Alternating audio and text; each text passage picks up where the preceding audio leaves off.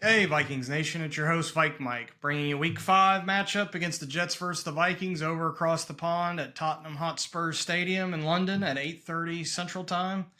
Uh, I think the key to this week is to be comfortable in uncomfortable situations. You know, we're a home team, but we're going on the road over several time zones, playing very early in the morning, out of rhythm. You know, they left today actually.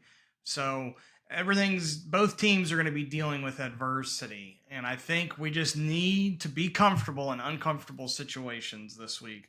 I haven't really watched or seen too much TV sports related this week, especially to the big networks. I choose to avoid them when they constantly just talk about the Jets, and I'm sure they're talking about Devontae Adams to the Jets now. Like I said, I haven't watched it, but I can only imagine because that's usually the first 20 to 30 minutes of every segment, if not the Dallas Cowboys. So I choose not to watch it this week just for the simple fact we were playing the Jets, and I knew early in the week it was going to be Jets talk and very little about what they're going to do this week. I'm sure they talked about their poor performance against the Broncos, which even so, we're only a 2.5 point favorite. We're not even a field goal favorite. We've went in and we've been on the road and been beating teams. So it chaps me to say the least. But week 5, going into London, across the pond, the Jets, who they really are, they haven't made the playoffs since 2015, but we constantly hear about them. All year last year, we heard about championship. Oh, if we get Rodgers, they're going to win it all. And now I'm sure it's like, oh, if we get Devontae Adams, we're definitely Super Bowl contenders. They're not. They're not. They're a double-digit losing season 8 of the last 9 years. Another place out of Chicago where quarterbacks go pretty much have their careers killed. I think Aaron Rodgers is the exception there. I think he is their X factor. I think their defense is, an X factor in a sense too, at least the defensive line. Their current record is 2-2. And you know who they've beaten? The Patriots and the Titans, who have combined for one win each.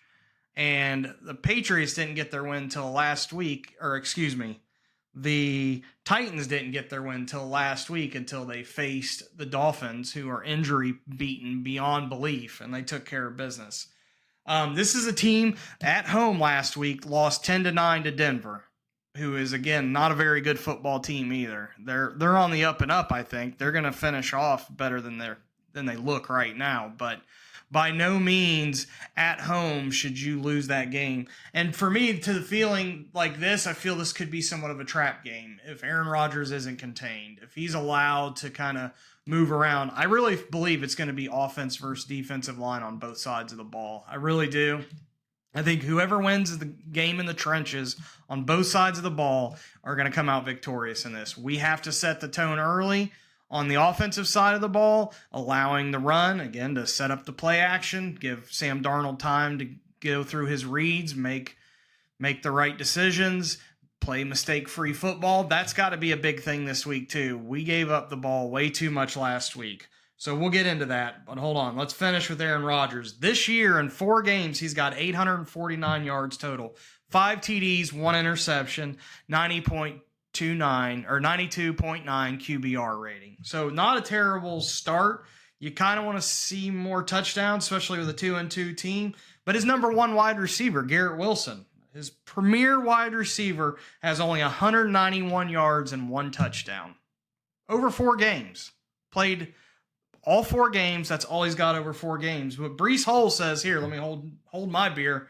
I've only produced 171 yards on the ground with a 3.1 average and only 2 touchdowns. So this is an offense that's struggling, and you could see it in the Broncos game last week that his wide receivers are not on the same page he is. So I look for them to really clean a lot of this up this week, and it's make or break for them. This is their make or break for the season. Do you continue to play bad football on the offensive side? Your team's going to go downhill really fast. Or do you clean it up, make this a game, and continue on to improve week in and week out? So this is a make and break game for them, which makes this a dangerous game for us. Like I said, their passing threat it's there, a little over 200 yards a game. about 1.3 touchdowns a game in the passing. Their offensive line has been bad. This offensive line that they have, I don't understand this, because when Rex Ryan was the head football coach of the New York Jets, he always had a solid offensive line. They could run the ball, and they gave their young quarterback, Mark Sanchez at the time to throw early on.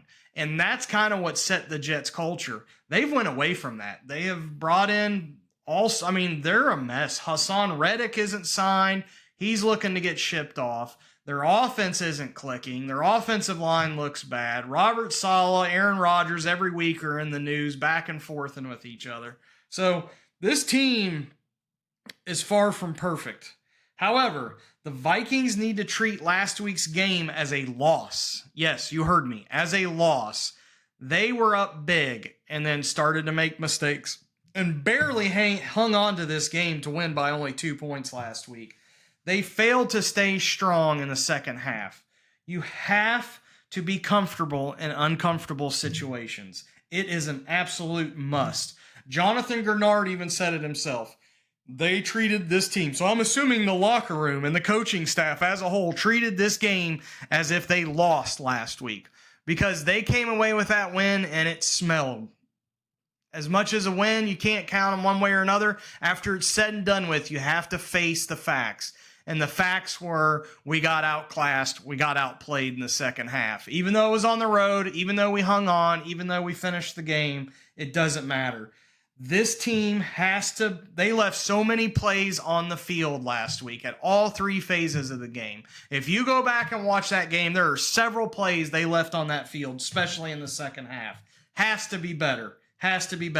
Accountability and serviceability are the two main factors in life in anything you do. You must be accountable for your actions, and if you're not on the field, then what are we doing? But luckily this week, the injury report is clean. Everybody that was out or has been out is back. Everybody's practiced. TJ Hawkinson, they said was going to practice Friday, so I'm assuming he's coming off the IR on tomorrow and going to start whatever minimal practice that'll be with the team in London tomorrow. So we need to keep a close eye on that. I hope that he is back after the bye week, but I don't want to rush him back. I really don't. The defensive line needs to be in Aaron Rodgers all day. They need to disrupt him early and often. If you get him out of rhythm, which he is a veteran quarterback, it's hard to fool veteran quarterbacks. They've seen everything they can see in their lifetime. So, of course, Brian Flores knows this. He's going to plan for this as good as he can. But the people, and especially the defensive line, though they had pressures last week, Denver Broncos beat Aaron Rodgers up pretty bad last week. So we have to get at Aaron Rodgers early and often. But again, I think our defense rebounds from last week, from the collapse that we had in the second half. And they didn't really collapse. They maintained, and they actually made the play that, turned the game back in our favor, the momentum back in our favor. But I see a stronger defense again going into week 5.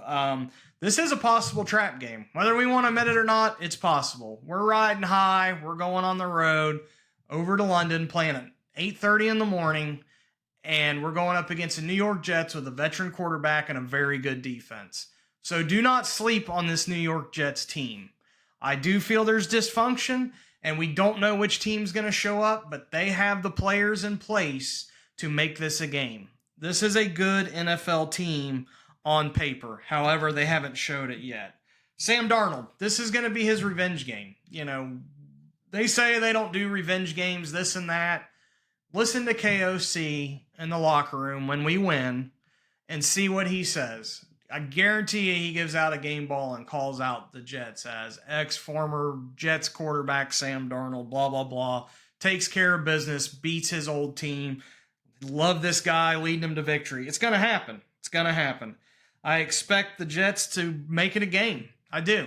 And also, I expect, for the first time this year, Justin Jefferson, just crazy amount of catches, crazy amount of yards, and probably a couple, 2 or 3 touchdowns.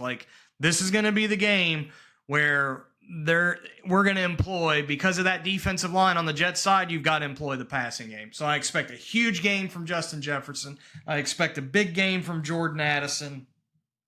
And of course, we want to keep the offensive line has to control this game on the offensive side of the ball. If we can do that, there's a clear path ahead. Protect the pocket, open up the holes for the run, give Sam Darnold enough time. It can happen. This game's going to be one in the trenches. Both sides are going to show out. Okay, 2.5 point favorite. That's it. I mean, we're not even a 6 point favorite, which is still less than a touchdown. We're less than a field goal favorite against the Jets. So I don't buy that. This is a 7 point win. This game's going down easily. You know what? Screw that. 10 point win. 31-21. Minnesota Vikings wins this game. Hands down. I'm putting my stamp on it. Absolutely. I hope you liked the video. Please hit the like and subscribe. Till next time, Vike Mike out.